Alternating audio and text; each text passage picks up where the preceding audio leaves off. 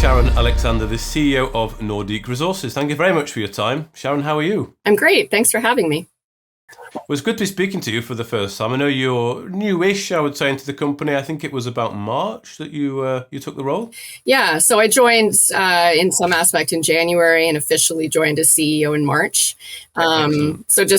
Quickly about my background, I am a geologist by training, but the past few years I've been working kind of on the executive leadership side. So I come from another junior exploration company based in Vancouver in Canada with projects in BC, and now I'm very happy to work with Nordique and see where that leads us. Excellent. Good. Well, I wonder if you could just perhaps introduce the company as well, just briefly, the elevator pitch, if you like. What's the company all about? It's quite a simple story, I think, from what I've done my research on. Yeah, the company has been around for a while, but under a different name. It was previously Brascan Resources and essentially operated as a public shell for many years until our group took it over, cleaned up the share structure, but now we've kind of rebranded Nordique Resources, and we will talk about this, but we just optioned a project in Finland, which is now our flagship project. And so really Nordique is about looking for high potential gold opportunities in underexplored but highly prospective regions. And definitely we feel that way about Finland. And we think the IceAnA project is a project that really will be able to see some significant potential. Okay, so you want to go after high priority gold targets. So you've of course taken this project just recently, so the IceAnA project. You say it's drill ready to go, Yeah. but first of all, how did this opportunity come about to pick up this project? So I mentioned the group that's behind the company. It's a bunch of money guys, people who have a lot of experience in capital markets in Europe. And we were talking to some other groups looking for an opportunity to do something in Europe. Finland was definitely a jurisdiction of interest because of the infrastructure, the permitting, and the ability to get things off the ground. And some of the guys in Europe knew Report Resources. They are very situated in Finland with their Ikari deposits.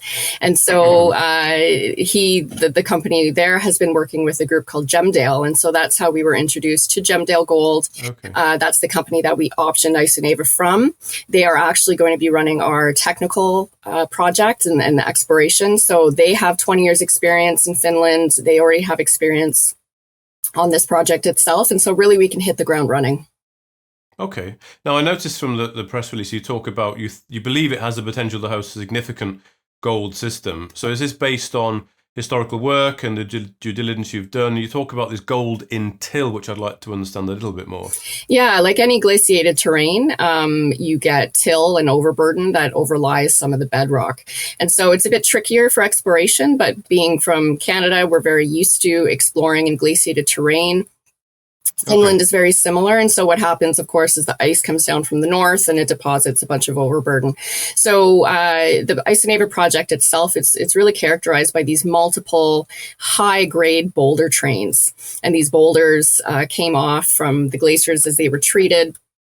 So you really need to know the ice direction of the glaciers to be able to kind of reverse engineer and work up ice to where the source of that mineralization, because essentially the glaciers have scraped the ground and then down ice, you get all the deposits of mineralization. Okay. So it's a bit more tricky. However, of course, today we have a lot more modern exploration techniques. Geophysics is something that they didn't have. So yeah, there was quite a bit of surface work done at IceAnA. There was actually, there's a lot of prospecting because they have such high grade boulders. A lot of prospectors would come. And I think there's actually a competition of, who can find the highest grade boulder on the project because it is so high grade. But what we are going to be doing, and what previous operators in Finland as well has been doing, is what's called base of till sampling. So it's like a drill hole, but really it doesn't have the bit to be able to go through the bedrock. So it's smaller rigs. They're cheaper to operate. You can get them into areas that you can't get a diamond rig in easily. And it drills down right through the overburden in the till, right to the top of the bedrock. So essentially you can take a sample at the bottom of the till and you take a sample right at the top of the bedrock. So you get two samples from there, and that really gives you the indication of where that mineralization is. So instead of looking down ice, that is the mineralization that is at that contact. And so it allows you to vector in a lot more accurately to the mineralization in the bedrock. And that's what we're sourcing, the source of this mineralization. Okay, well, that all makes sense. And so the glacier effectively, you say, scrapes as it comes down, and you've got to sort of follow back up to the source. So you're not interested in the mineralization that's scattered around, or indeed these boulders, which I imagine are literally big sort of balls of rock that have got high mineralization in them. You want to find the main source of all of this. Yes, exactly. Where that mineralization came from. So the boulders essentially are like breadcrumbs leading us back to the source.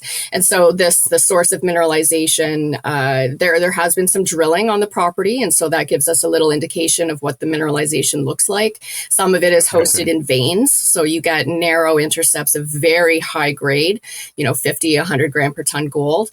But what we'd be looking for is kind of these vein swarms. So not just one or two veins, but several veins altogether, something that would actually be mineable. And the other thing is gold that's more disseminated throughout the rock. And often we see that in shear zones when there's been rocks, shearing and faulting past each other, or contacts between different rock layers. And that's what we're seeing as well. There's quite a lot of lithological contacts at IceAnA and shear zones. Okay. So the base of till, as you say, it's the overburden, so it's fairly soft. That's why you can do 500 holes, I guess, relatively swiftly, which I think is starting pretty soon, and relatively economically. And this is all part of the path to that 100% earning, which then will feed into a more focused diamond drilling campaign in early next year. Correct. So the base of till or bot sampling, we will be doing, as you mentioned, up to 500 drill holes, and those are going to be done on a grid. So a lot of it is just going to be infill drilling, but then at the same time, we're going to be exploring areas that had never previously been explored. What's important to note is the claim boundary of IceAnA. When previous operators had it, they didn't have all of the claims that we do now. And so we have a lot more area to explore that have never really been explored. And then from the results of that, which we'll get back pretty quickly, we'll be able to plan a more detailed diamond drill program. Now, we do want to wait for the winter because there are some areas, and we get this in Canada as well, that are more boggy, maybe a bit swampy. And then also in the winter, once it's all frozen over, it's a bit easier to drag in the drill. It's less disturbance on the ground. You just use these ice and snow roads. So winter really is a great time to do diamond drilling.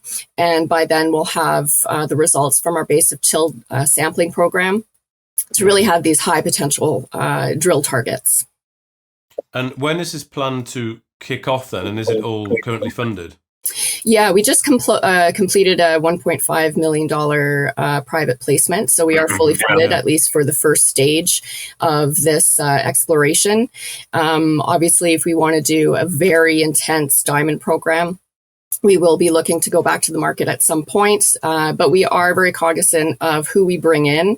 This company has quite a lot of insiders and management and founders behind it. And so, we are careful about who we bring in. We want to make sure that we're able to return shareholder value.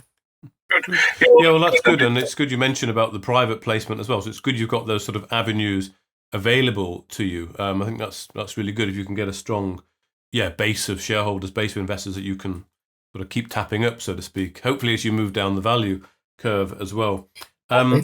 So that's going to be finished when, do you think? Sort of towards the end of the summer, and then you can look to plan for the diamond drilling? Yeah, we're currently looking at contracts and sourcing teams and things for this first stage of exploration. It's looking like September will be when we really get started on the drilling. We could start a little bit earlier in August. However, it depends on rig availability. And we'd be looking at getting the results of those probably by mid to end autumn. So I would say, by November, we'll have results out and we'll be able to really start planning our diamond program for January.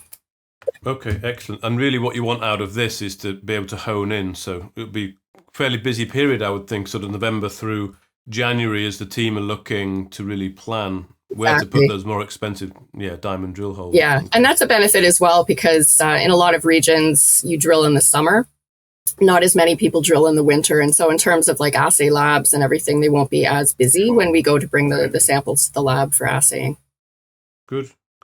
And just finally, Sharon, I don't know what you can say on this, because it's still fairly early. It's not absolutely grassroots, but it's still fairly early. I don't want to make predictions, but what could this look like? Or is it way too early to be saying that yet? Do you have to sort of make a bit more of a discovery? Yeah, it's a bit early. Of course, what we're looking for is this very concentrated zone of gold mineralization that could be economic.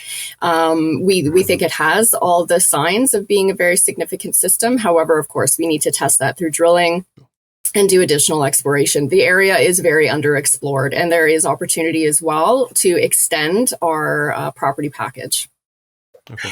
And are there other operators in the area? Yes, there are. I mean, Gemdale has other projects in the area, and then just to the north, about 100 kilometers, is the Liva gold mine. And then as well, there's some other base metal mines. So the region itself in central Finland is very active. It's not as active as the north, where you have the central Lapland area, where you have Anglo and Rupert Resources, but it really is underexplored, and we think worth really doing some intense exploration. Okay. Well, thank you very much for your time, Sharon Alexander, the CEO of Nordique Resources. Thank you. If you enjoyed this interview, then give us a thumbs up, a like or a retweet. Subscribe to us on YouTube or follow us on Twitter, and hit that notification bell to be the first to know when we release new content. There's loads of great content on our website too, across all our programs at StockBoxMedia.com. Thank you for watching.